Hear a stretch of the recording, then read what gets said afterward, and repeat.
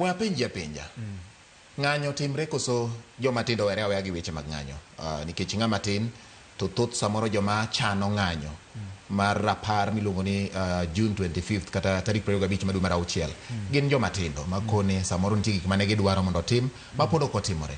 Ng'anyo timre koso onge tiende? But nitie weche adek madwani mondo awach. Yes. Mokwongo bati onge shida ka ji dhi ng'anyo. Ng'anyo en gima owinjore e chik mar piny. Koro ka ng'ato nigi ng'ung'ruok moro to chik oyie ni ng'ato nyadhi ndara mondo ng'anyi, mondo ka odwa ni serikal mondo winje ne gima odwa wachono to chik oyie. Koro ng'anyo mabiro nyime machiegni chik oyie. Koro onge kamoro ni ng'ato tamre ni ji kik dhi ng'anyi. To mar ariyo adwa ni mondo awach kamae. Ji onego penjre ni ere tiendruok mar dhi ng'anyoni. Nikech awinjo ka jok moko wacho ni nikech tho Albert, nikech jok moko wacho ni nikech ngima ong'awre mamalo.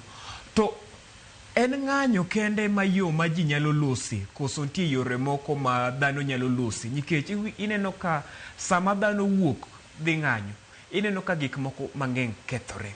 To yie ni ng'anyo ni en ratiro japiny. Lakini ineno ka gik mang'eny kethore ga sama ji odhi ng'anyo. To mar adek adwa ni mondo awach kamae. Ng'anyo ni ok apar ka nitie gima serikal nyalo timo maduong' mondo mone ahinya. Nikech e wik okadhoni sama ne wadhi go mbaka gi ker kaka jotend Kisumu State House kacha. Gima naloso gi joma jotelo gi nang'iso gi niya, ok unyal manyo jomatindo sama mana un gi masira. Sama uwinjo ni nyithindo gi dwa dhi ng'anye kaka uwacho ni biuru mondo walos. Uchala chala joma dwa tiyo kod gima rach. Koro gimoro maneno ni kama rem tie ahinya en ni jotendwa ok dwa loso osiep gi jomatindo gi. Okay. Nikech ka de gin gi osiep kodwa, sama iluongo bati ka in ng'ama osiepa, to iluonga ni ng'isa ni ng'anyo cha ok ane tiende.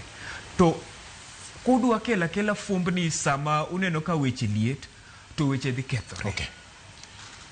Yes, Jaduong' Victor, machiegni.